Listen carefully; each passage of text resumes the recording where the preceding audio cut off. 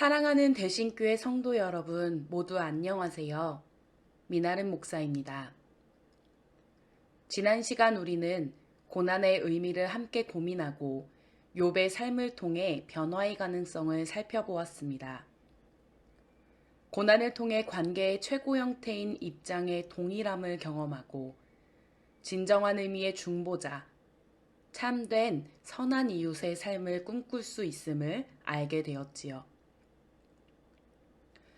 오늘은 고난 가운데 하나님께 질문하기를 포기하지 않았던 욥이 하나님을 마주하게 되고 그 가운데 어떤 진리의 빛을 붙들 수 있었는지를 살펴보려 합니다. 오늘도 삶의 균열 가운데 스미는 하나님의 진리를 함께 발견할 수 있는 시간이 되길 소망하며 말씀을 살펴보겠습니다. 이제 주께서 나를 피로하게 하시고 나의 온 집안을 패망하게 하셨나이다. 주께서 나를 시들게 하셨으니 이는 나를 향하여 증거를 삼으심이라. 나의 파리한 모습이 일어나서 대면하여 내 앞에서 증언하리이다. 그는 진노하사 나를 찢고 적대시하시며 나를 향하여 이를 갈고 원수가 되어 날카로운 눈초리로 나를 보시고 무리들은 나를 향하여 입을 크게 벌리며 나를 모욕하며 뺨을 치며 함께 모여 나를 대적하는구나. 하나님이 나를 악인에게 넘기시며 행악자의 손에 던지셨구나. 욥은 고난 가운데 반항적으로 하나님께 질문합니다. 발칙하고도 불온한 그의 질문은 그 자신의 고난으로 인해 시작되었고 이어 타인의 고난에까지 손을 뻗어 하나님께 도발적인 질문을 던집니다. 흥미로운 점은 하나님께서 다른 그 누구도 아닌 발칙한 욥, 그 한 사람만을 대면하셨다는 사실입니다. 마치 하나님의 뜻을 이미 다 아는 양 훈계를 늘어놓던 그의 친구들이 아닌 하나님께 끊임없이 대답을 요청한 욥. 오직 그만이 하나님을 만났고 그 만남을 통해 그는 하나님의 광대한 신비와 섭리를 목도하게 됩니다.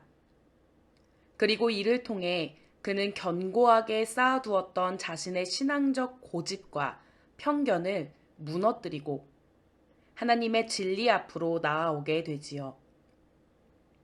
악인에게는 벌을, 선인에게는 복을 주시는 하나님. 이와 같이 개인적인 보상에만 집중되어 있던 하나님에 대한 이해로부터 자기 자신을 온전히 해방시키게 된 것입니다.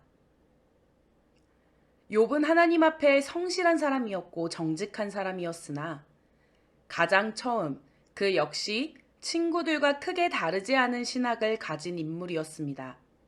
그렇기에 선한 삶을 살았다 자부했던 자신의 삶에 들이닥친 이 고난을 이해할 길이 없었고 하나님의 정의를 납득할 재간이 없었지요.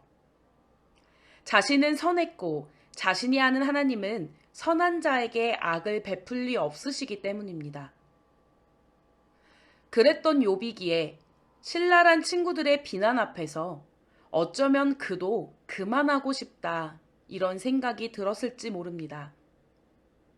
납득은 되지 않지만 지금껏 내가 알고 있던 하나님도 그런 분이셨으니 내가 기억하지 못하는 죄를 회개하며 그냥 적당히 순응하고 싶었을지도 모릅니다.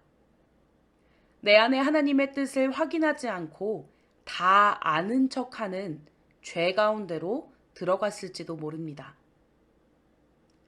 하지만 그는 한순간의 평안을 위해 함부로 하나님을 판단하지 않았습니다. 그와 동시에 하나님을 외면하고 돌아서지도 않았습니다. 끝까지 자신의 삶과 정면으로 부딪히고 있는 하나님의 뜻을 알기 위해 분투했습니다. 그리고 몸부림치던 욥이 마침내 하나님을 대면했을 때 그동안 그가 갖고 있던 편견과 고집은 하나님의 신비 앞에서 부서졌습니다. 나는 성실했고 나는 정직했고 나는 잘못한 게 없는데 왜 내게 고난이 찾아왔는가? 이제 욥에게는 이 질문이 더 이상 의미가 없어진 것입니다. 창조 가운데 드러나는 하나님의 한없는 사랑을 경험했습니다. 자기중심성으로부터 벗어나 하나님의 자유로운 섭리를 인정하고 나의 고난을 내 식대로 해석하려는 시도를 멈췄습니다. 악을 주재하시는 하나님의 권능을 목도하였고 또한 그 악을 치리하시는 하나님의 정의도 어렴풋이 깨닫게 되었습니다. 그때에야 욥은 자신을 짓누르던 억울함, 분노, 허탈감, 배신감에서 완전히 해방될 수 있었습니다.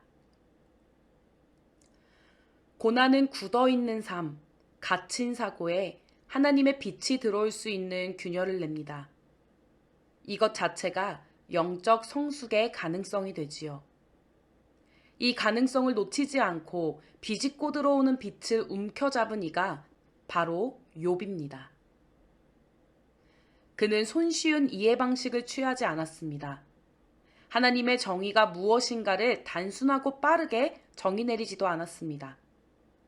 실제적인 고통 앞에 도무지 이해되지 않는 하나님의 정의를 붙들고 끝까지 씨름했습니다. 신학자 구스타보 구티에레즈는 욥의 씨름을 다음과 같이 설명합니다. 욥은 고통받는 사람에게 하나님이 어떻게 정당한가를 이해하려고 노력했다. 그는 그러므로 자기 앞에 주어진 신학의 족쇄 차는 것을 거부했다. 하나님을 천편일률적인 세상의 사고로 재단하는 신학에 대한 과감한 거부. 사람이 아닌 하나님을 찾으며 그분께 자신의 삶을 향한 뜻을 확인하려 했던 그의 태도. 고난당한 이의 삶에 비집고 들어온 불편한 하나님의 진리를 마주한 욥의 이 같은 자세는 그의 삶과 사고를, 신앙과 신학을 개방시키고 확장시켰습니다. 그리고 마침내 티끌과 재 위에서 삶의 혁신적인 변화를 경험합니다. 그러므로 내가 스스로 거두어드리고 티끌과 재 가운데서 회개하나이다. 여기 보시면 회개라는 단어가 나오지요. 이 단어는 히브리어로 웨니하무티라고 기록되어 있습니다. 원형은 나함이라는 동사인데요. 본래 슬퍼하다, 애통하다 이와 같은 뜻을 가지고 있습니다. 그런데 이 앞에 알이라는 전치사가 하나 붙게 되면 의미가 조금 달라집니다. 전치사가 붙는 순간 이 단어는 슬퍼하다, 애통하다가 아니라 마음을 바꾸다, 의견을 뒤집다의 의미로 전환됩니다. 성경은 이 같은 단어의 배치를 통해 우리에게 분명하게 증언합니다. 욥이 지난한 고난의 과정을 거치고 치열한 고민의 시간을 통과해 하나님을 대면함으로써 자신의 삶의 태도가 전복되는 경험을 했다는 사실 말입니다.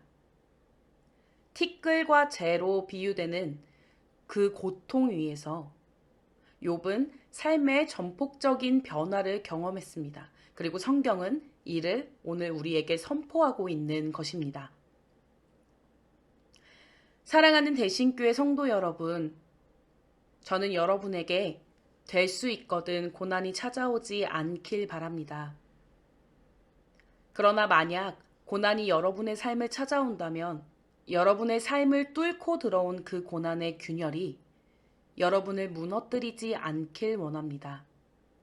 그리고 그 균열 가운데 스미는 하나님의 빛을 발견하게 되시길 소망합니다. 이를 통해 고난 이전까지는 미처 발견하지 못했던 굳어진 삶의 사고와 태도에 질문을 던지고 적극적으로 도전하며 비본질을 넘어 본질을 발견해 나가는 삶을 이루어 가시게 되길 바랍니다. 그때 우리는 우리가 상상할 수 없었던 신비의 하나님을 대면하게 될 것입니다.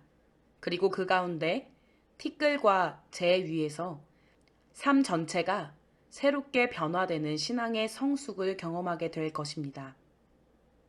이제 찬양 가운데 오늘 주신 말씀을 묵상하며 욥기 새로 보기 7번째 시간을 마치도록 하겠습니다. 감사합니다.